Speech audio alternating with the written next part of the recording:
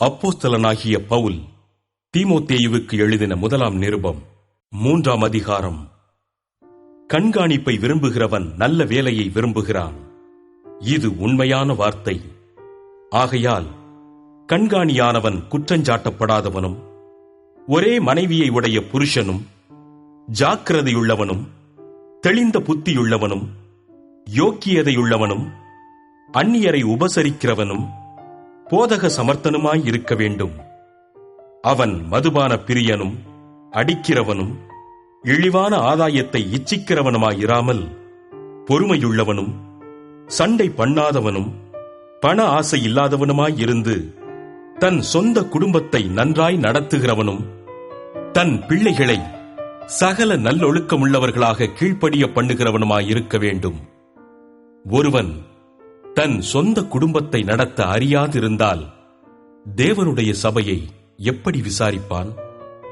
அவன் இருமாப்படைந்து பிசாசு அடைந்த ஆக்கினையிலே விழாதபடிக்கு நூதன சீஷனாயிருக்கக்கூடாது. அவன் நிந்தனையிலும் பிசாசின் கண்ணியிலும் விழாதபடிக்கு புறம்பானவர்களால் நற்சாட்சி பெற்றவனாயும் இருக்க வேண்டும்.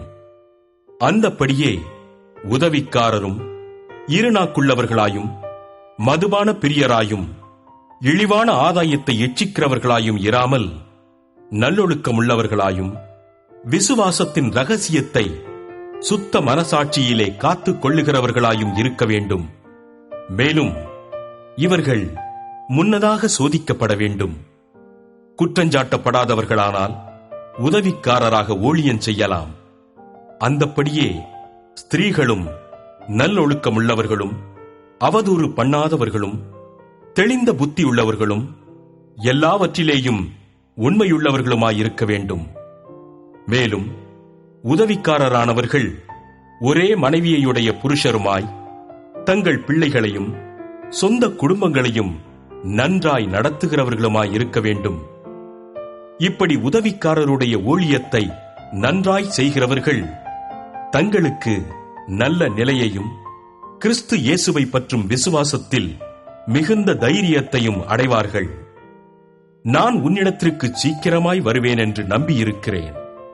தாமதிப்பேனாகில் தேவனுடைய வீட்டிலே நடக்க வேண்டிய வகையை நீ அறியும்படி இவைகளை உனக்கு எழுதுகிறேன்.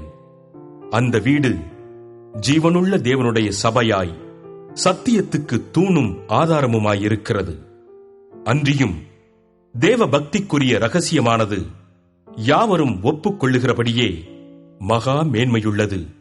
தேவன் மாம்சத்திலே வெளிப்பட்டார், ஆவியிலே நீதியுள்ளவர் என்று விளங்கப்பட்டார், தேவ தூதர்களால் காணப்பட்டார், புறஜாதிகளிடத்தில் பிரசங்கிக்கப்பட்டார், உலகத்திலே விசுவாசிக்கப்பட்டார், மகிமையிலே ஏறெடுத்துக் கொள்ளப்பட்டார்.